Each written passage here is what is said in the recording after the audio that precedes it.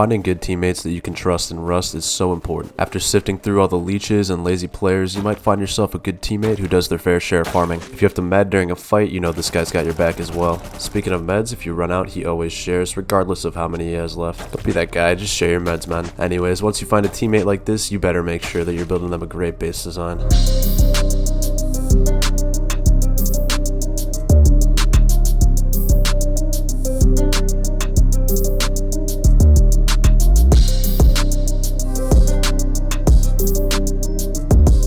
Before we get into the build, let's just take a quick tour. Approaching the front of the base, we've got a single door as your entrance, and inside you've got 2 windows for some visibility.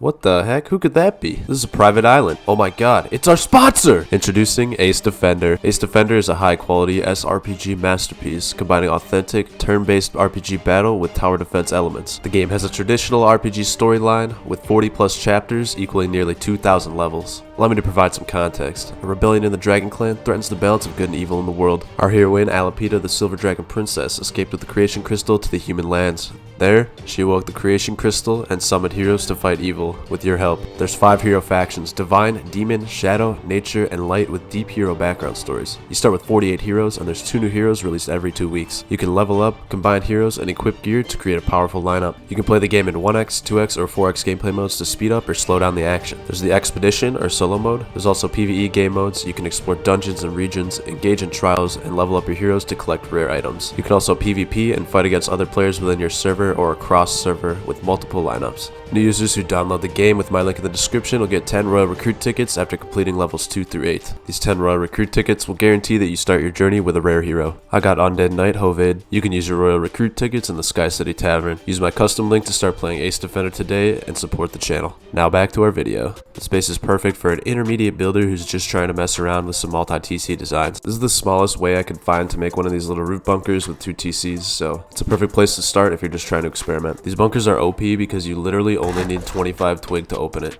All you need to close it is the means to destroy twig. Broken. Anyways, this base is pretty great for offline raids, as it's going to be about 30 rockets to get all the loot, and then another 8 to get rid of the external TC. This base features 3 separate loot rooms, one of which is behind the HQ and bunker wall, so pretty secure loot. You also get enough space for drop boxes, an oil refinery, and as many furnaces as you want to fit in here. If you build this in a wipe, please add your own twist so it's not obvious that it's from a YouTube video. This video's comment shoutout goes to Miles, who says Swifty's voice makes using the bathroom slightly easier. Thank you, Miles. I think 15% of your subscribed, I want 20. Hit the button. Before you get started building, make sure that you can fit a footprint of this size wherever you decide to build. After you verify that this Rust base design will fit, we can get working on our starter unit. Start by placing down a triangle, and don't upgrade it past twig. It sounds weird, but you'll see why in a second. Upgrade the 2 squares to stone and then wall it off. Place the TC in one of the squares on the sides of the triangle, whichever one makes you feel better about yourself, man, honestly. After that, you can add 4 boxes in the TC room. You can fill the other square room with any other items you'll need to start progressing in your wipe. When you add your double doors, make sure they're opening outwards towards the front doors, so when they're both open, it'll create an airlock for you to peek out of. After this, save up a little bit of resources, as we're going to be adding in our second TC right off the bat. We can't really expand without doing so let's get into it. First, you're going to locate your front door and then build out 8 squares. Technically, this base will be made out of 2 separate buildings. They're just going to be close enough together so that they look like one.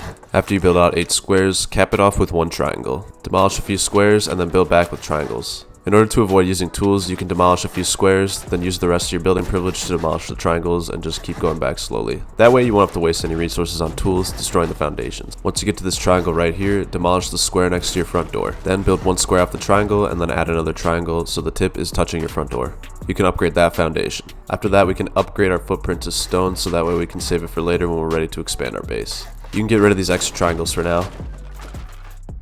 These foundations are not connected to a TC currently, so we have to do that real quick before they decay. Add 3 wall frames right there, and then build out with foundations, just like I do. 1 triangle half moon, 1 square, and then 2 more triangles. You should be able to place a TC on the triangle on the far side of the square. We're going to be throwing down some of Mini Satori's epic external TCs. On the foundation closest to the square, put 2 half walls. You want these to be sheet metal, but if you only have stone, that's cool too. After that, we can just wall the rest of these off normally.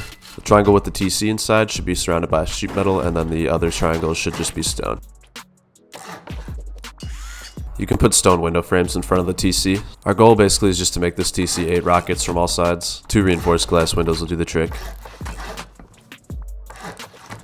Use square and triangle floor frames to connect the TC pod back to the 3 wall frames that we placed. To make sure you did it right, you can place down a roof right on the square, and they should collapse. These are good, so if your main TC gets raided, you can disconnect the external, so that way you can replace your main one instead of having to destroy multiple TCs. Upgrade these to sheet metal to ensure a sturdy connection. This might seem complicated, but once you practiced it a little bit, it's really easy to do in game. Also, don't forget to throw these bad boys on the TC pod. Alright, now it's time to add some outer walls and get our bunker in there. Expand the footprint just as I do here. Build out your triangles as I do here. You'll notice that these triangles won't connect. That's because they're separate buildings. Upgrade them all to stone, and that's basically the final footprint minus the honeycomb of the main bunker.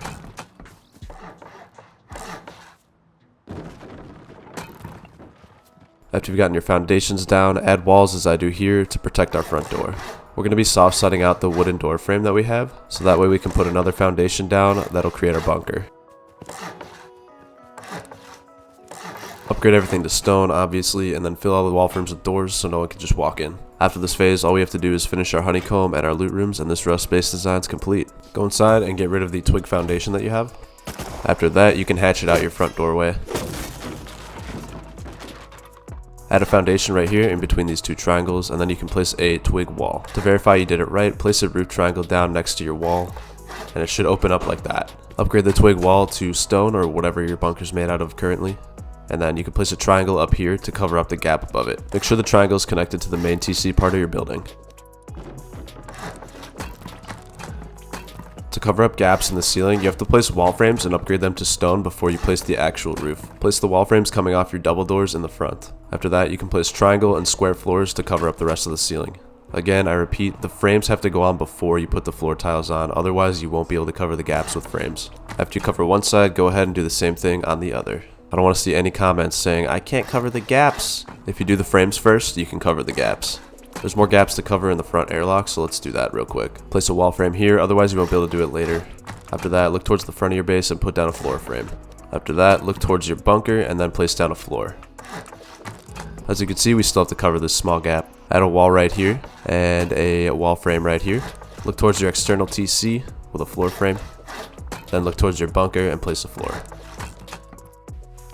As you can see, no gaps, that means no one can shoot you from on top of your own roof. Go out to your front door and finish your airlock. You can place some windows here for visibility.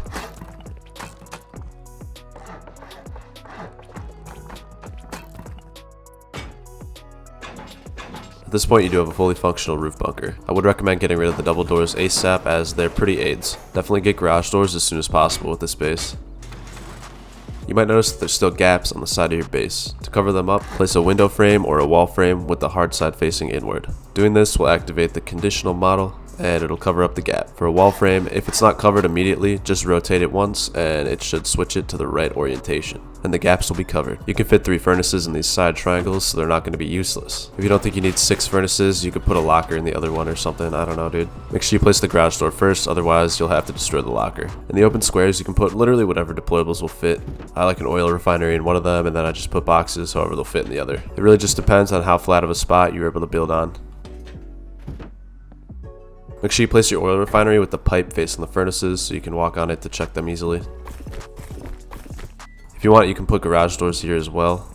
You can only have 2 wall frames touching the bunker wall, otherwise it won't open when you place down the triangle roof. The frames can only touch the wall on the opposite side that it opens from, if that makes sense.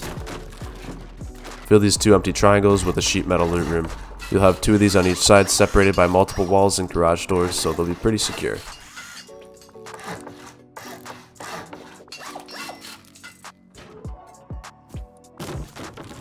All you have to do is do the exact same thing on the other side, and now you have 2. Next, we'll add some honeycomb around the bunker. 1 layer of stone honeycomb should do just fine. If you want to use metal to make it even more expensive, go for it. I'm just totally fine with my main loot being 19 rockets to raid. For this next part of the video, I did it wrong in the original recording, so I'm just going to show you on Sanctuary. Go next to your bunker and make sure you place down some wall frames here temporarily. Just leave them twig. They'll make it easier to place half walls on the roof. Alright, so when you go up to your roof to start honeycombing, do it exactly as I do. Start with the 2 squares above your bunker. Then after that, you could do these 2 triangles right here.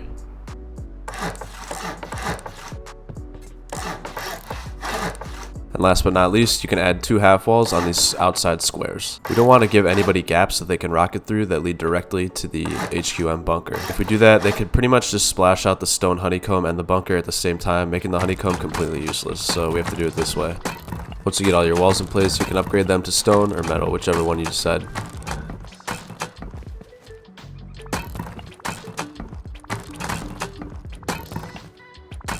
Now to cover the gaps properly, do this exactly as I do it. I don't want to see any comments saying, oh, there's still a gap in my roof. Just follow the video, dude.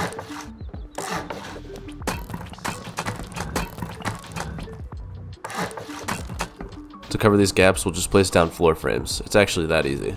Make sure the floor frames are connected to the existing triangle and square roofs so that they cover up those gaps. Don't upgrade unless they are.